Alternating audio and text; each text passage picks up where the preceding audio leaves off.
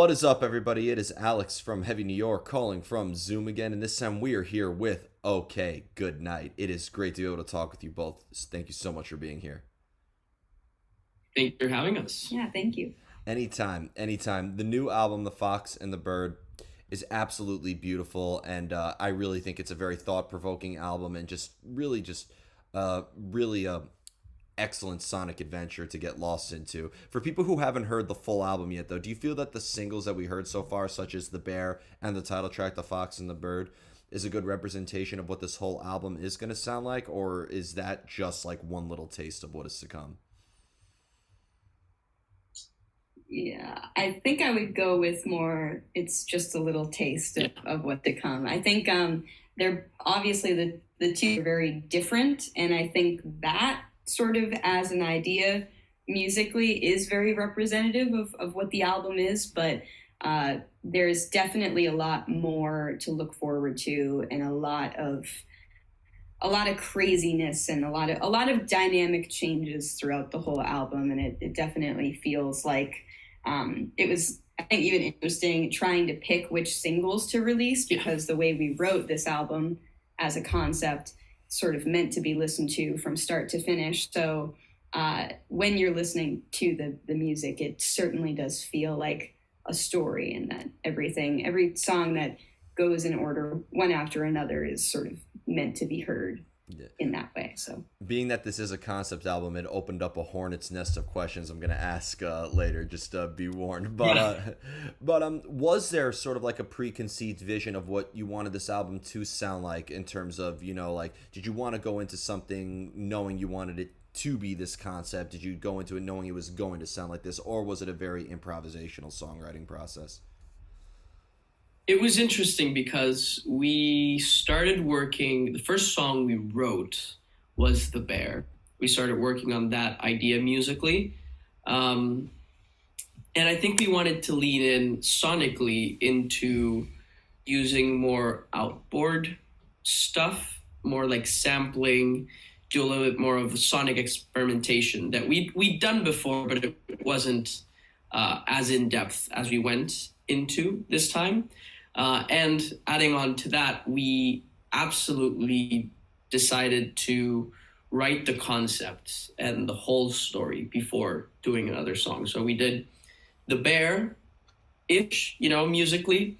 And then we were like, all right, let's work on the concept and where all of this entire thing is going to go. And then we'll make the music based on that. So the reference story-wise was always there. And I guess musically, I mean, we all have similar tastes, but very different flavors of how to do things. But the process was very much the same. Very much all of us in the room together, working on the sounds, working on the composition of things. It wasn't as much of playing and jamming along because it was written during the pandemic, and rehearsal spaces were closed, and it was pretty much a bedroom album. But it was a bedroom album with everyone involved in every aspect.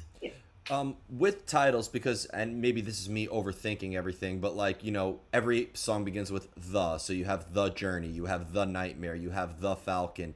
With everything that's mentioned in here, from the different animals, from the raccoon to the fox and the bird, to like, the sort of geographical references such as, the mountain and the rain, to, something that's very internal such as the dream and the nightmare. Is this all serving as external metaphors in a way, or is this kind of really what the story is about, where there is actually a drought that the album starts off with, and then we finally get the rain at the end of it? Yeah, that's a good question and a good observation, because that is something we struggled with for a little bit, like trying to figure out how exactly we wanted to title everything. Through solidifying the concept and the story first, we knew all of the key moments of the story, and then had to figure out how to portray them, how to, for me, lyrically write them, and yeah, how to title them. So I think really what it came down to was, with the title of the album and the title of all the tracks, we wanted it to be, because the music is so intense and sort of takes multiple listens, I think, to really digest like the whole thing. It would honestly just be nice to have it simple, like a storybook. You're reading chapters of a book, and usually in sort of folk tales, they're pretty straight to the point, depending on what region, I guess, you're reading folk tales from. But yeah, so that was kind of the idea, and the drought is definitely real.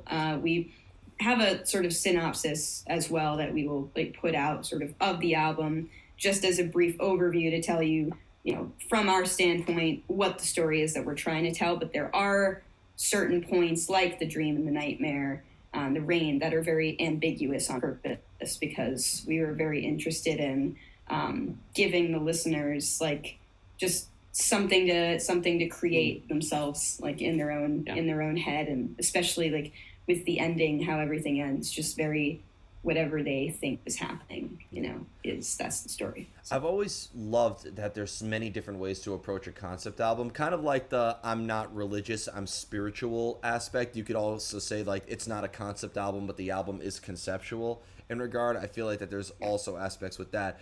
And before we dive further deep into the album, your previous album, Limbo, which is also really good, does this at all have any relation to that? Is it almost kind of in a way like a sequel to it, or is it kind of meant to signify a new beginning for OK Goodnight?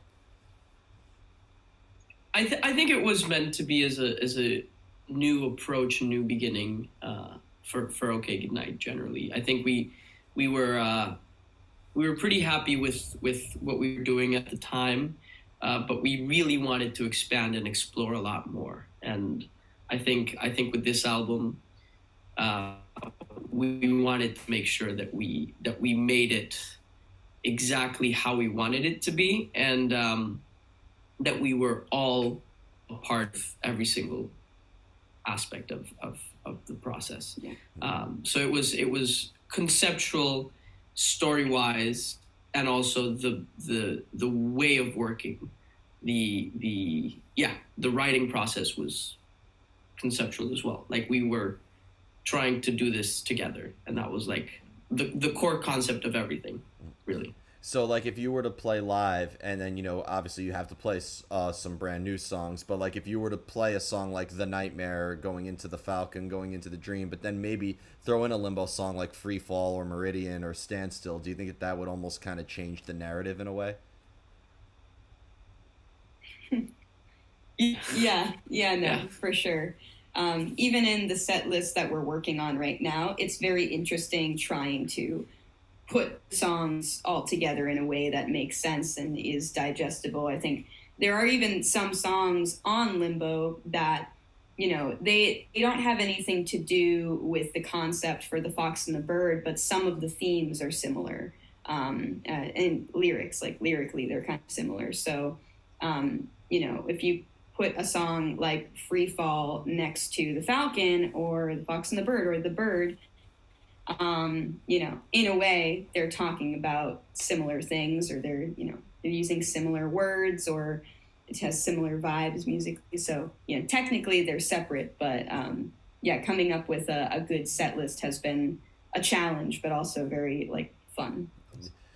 With the concept that's demonstrated in the Fox and the Bird, and I kind of asked this a little bit before, but does your personal life, or is any of your personal experiences an influence for subject matter in this album, or was this album meant to kind of be a distant from your personal lives in a way and kind of portray something else? I think it mostly is a concept album with a life of its own, and the story is its own thing. But I think regardless of that, at least for me as a lyricist, I always find afterwards, after a work is complete, whether it's for, it's a concept album or it's for a show with a narrative or just something else, I usually find the meaning in it later, and I listen back and I go, oh, wow, I think I may have been drawing from more personal feelings and experiences than I even realized. So I think that's kind of a common thread in pretty much anything that I write personally. But I think that we all, probably mostly me, but we all got very emotional about the story and about the concept as we were writing it musically, even like figuring out how to represent the characters, and then like figuring out the end and how to bring all of the emotion to life. Like you need real emotion to make that happen. So. Yeah.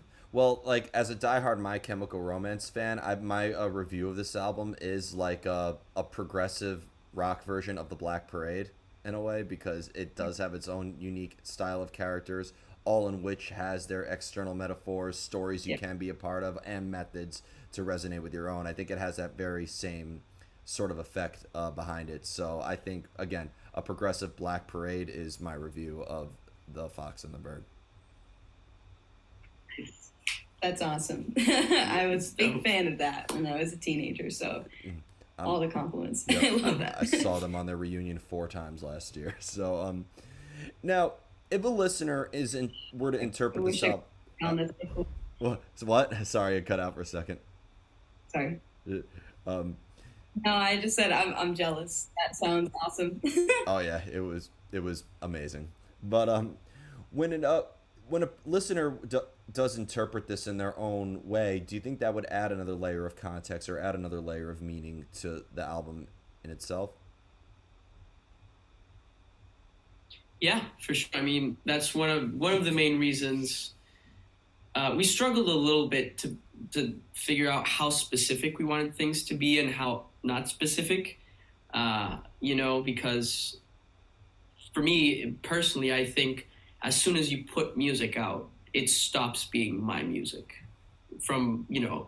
I can't control anything that happens with it, really. Apart from the legal side of things, I mean, it really just becomes something that hopefully someone will listen to, absorb, internalize, and then if they're into music, into art, then they'll take whatever that with other influences and make it their own. But it stops being mine at that point. And I think we wanted to really let the thing have space for interpretation, as well as, and that's why we like instrumental music so much sometimes, like interspersing some just instrumental tracks, because they're not specific. And so if you put them in between some other tracks that might be more objective story-wise, then you let the listener kind of develop their own idea of why that is there. We have our own idea of why that is there, but you do you, I guess. Yeah. Like it's kind of like the space for you to really let the imagination go off. Why do you feel that the style of music of OK Goodnight, because I feel like this music is a very diverse, I could see metal fans loving this album, I could see indie rock fans loving this album, shoegaze fans loving this, but why do you feel that the style of music that we hear on this has always been the best means of expressing this concept that's demonstrated on The Fox and the Bird? That's a tough one. I guess it maybe, it's a tough one. I don't know if it's necessarily the best kind of music, but I do think that we all have very different tastes, and even like I would listen to one day is totally different than what I would listen to another day. So kind of having that range that kind of tries to encompass life in a way makes for more like a richer experience, I think.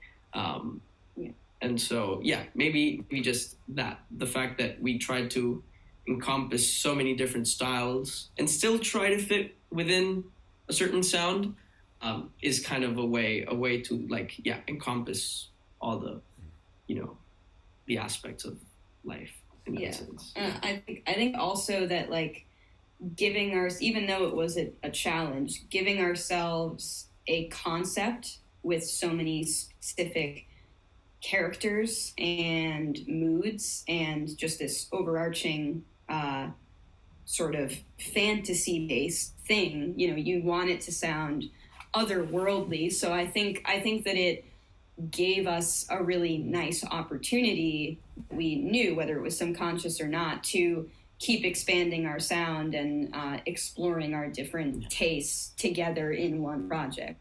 So I think, coming up with the concept first really helped for that, because it was like, okay, well, we know that the song that represents the fox and the bird is not going to sound anything like what represents the crocodile, or what represents a dream sequence, or what represents a drought. Or so I think having that sort of layout actually really helped us to, and it was challenging at times, but it helped us to explore sounds that we had never really thought of before, until we went, okay, well, what is the character like?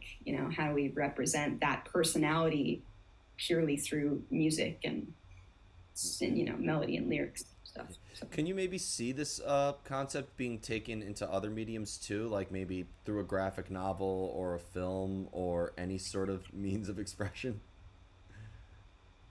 Yeah, I think we would all love that. I've expressed that I would just die if, like, later on down the line anyone were to have the budget or the means or the heart to make it like an animated film or a novel, just like something more visual that helps you go through the story. I think it'd be really cool. Yeah, we had an idea at the very beginning to do something like that,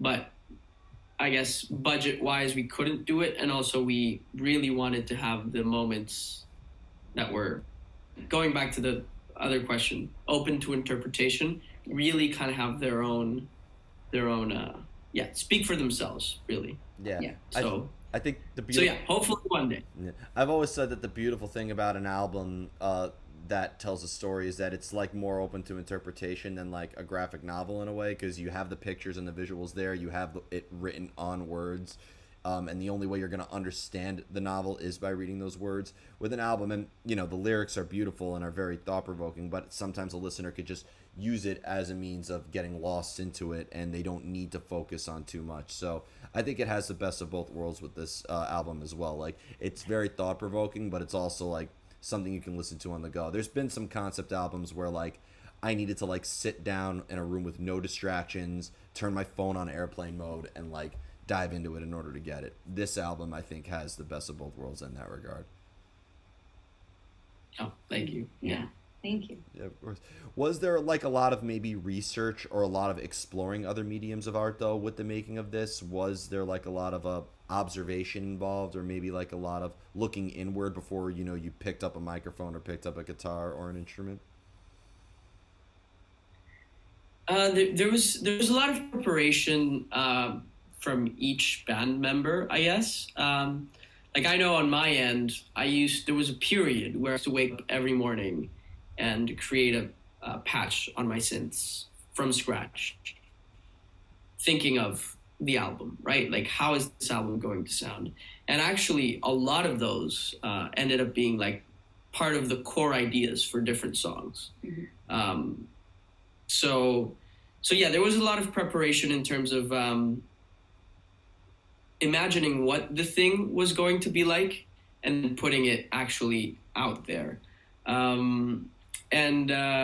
We definitely tried to reference a lot of different mediums and stuff. Like, for example, the cover and the art and everything, it's supposed to kind of give you the sense that it's an old book that you're reading. And when you open the booklet, like the pages and everything, it's meant to give you that idea of an old tale that is being, that you're reading, I guess. Mm-hmm. So we kind of draw a little bit from that. Yeah. Well, when I look at the album artwork, it is like, I thought, very animated in a way. I see that bird flying and I see that fox moving. That's very like impressive. It's more than just an album cover.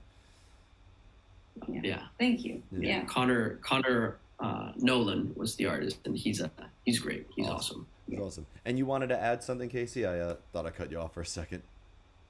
It's okay. I don't even remember what else. say, to be honest. No. So it's fine. It's all good. Yeah. When it comes to writing music together, is it better if you're all really in the company of each other communicating these ideas, or isolation being such a great fuel for creativity, you all prefer to maybe come up with ideas and write when you're more alone in your own element? I think it's kind of a mix of both, but for this album and the creation of it, and the writing of the songs, at least the foundations of the songs, we were in the same space together. We were very diligent about that. We were together 2 times a week, every week, for like anywhere from 3 hours to like 7 hours, like writing or working on whatever given thing.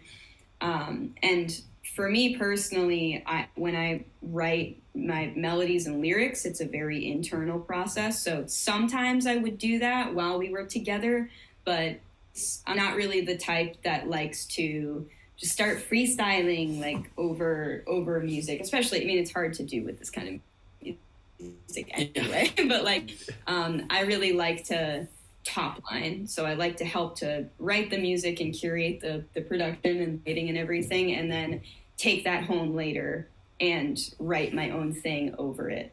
Like I said, sometimes it happens in the middle of the process if I'm just in my own head sort of doing it. But a lot of the time it's after we have written a section or something, and then I sort of take it home and work on writing it. But yeah, I think sort of like Martin said, for parts of this album, it did take like personal preparation and thinking and coming up with parts that we would then bring to the table on those given days that we were meeting. But we were together a lot. Yeah. And the final question I wanted to ask you is this, because again, I'm very impressed with how you were able to write this whole story. I have a lot of like respect and admiration for both of you as writers. If you were to write something that is more of like a personal experience versus something that is like a story or a character, is it going to feel differently when you perform that and create it in a way? Is it going to resonate with you differently? Or being that it's still coming from your own mind and your own heart in a way, it's still going to feel very much the same regardless of what the subject matter is? It's interesting because I think we've all done both. For me, definitely when I talk about personal things, when it's very like raw, I think, especially when it's very fresh, like very recent things, I think they do kind of take on a different taste and a different thing. But as time goes by, I think, you kind of desensitize a little to that aspect, and the song kind of grows with you and takes maybe a different kind of tone for you personally. So I guess, it'll feel different probably at the very beginning if we do it. But right now, because it's been like the work of so many years and so many hours, I think just the culmination of it really is like, at least for me, when I heard the album recently, I was like, wow, I remember living through this when I was writing this part. I remember living through this other thing when I was finishing this other part, or when we were recording this. Like, it kind of, because it's been there by my side throughout all of these things, I think it does take on that personal edge to it. Yeah, as well. I would say the same thing. I think writing music that is more personal, that isn't necessarily conceptual, but pretty raw, drawing from your own personal life experiences. I definitely feel it usually more, but when it comes to this album, like he said, we've been working on it for so long, and we've put so much care and so much thought and love, honestly, into the album and into the characters that it, I sort of knew that I was going to be very emotional and sensitive about it after hearing the final product. But yeah, I don't think that personally I necessarily feel any kind of, I certainly don't feel any sort of detachment. Like it feels just as powerful and emotional as, a song that I could write about like my dog dying or something, you know, like it's still, it feels very real, even though it's like a fantasy world and story. So, Well, that's yeah. I think the results of this album. It makes a fantasy real. So that's the slogan for the Fox and the Bird for by OK Goodnight. So before we go, I want to thank you both so much for your time and for such an awesome conversation and for an awesome album. Is there just anything else you would like to promote in terms of live shows? I will be seeing you at the end of July at the Kingsland, I believe in Brooklyn. Oh, nice. Yep, Awesome. I actually am where I work. I don't work too far from that venue. It's walking distance away, so I will be seeing y'all there. Just what else can we be expecting for OK Goodnight for the future, if you're allowed to say at this time, of course. Yeah, I mean, we have a release show June 2nd on here in Boston at the Middle East. So if you're there, around the area, do that. Check us out. We also have a tour, upcoming tour, which is it's going to end in New York. And yeah, it'll start in Chicago and we'll go all the way down to Texas, up through all the dates are in our Instagram. So if you're somewhere near or right there, Yeah. be sure to show up. Yeah, for sure. Yeah, and obviously the album comes out on June 2nd when we're playing the release show. And yeah, as far as future is concerned, we're gonna hold on this for a little, let this simmer. But we do actually already have new stuff cooking. So I don't know, can't stop. Yeah. But yeah, thank you so much for the interview. Your questions were awesome. Oh. Yeah. I felt very mentally stimulated. So thank you so much. I'm glad. The second I saw that this was a concept album, I'm like, yeah, this is gonna be a good one. So thank you so much, everybody. Yeah. We are here with OK Goodnight, the Fox and the Bird, June 2nd. Pick it up. This is Alex from Heavy New York, and we will see you next time.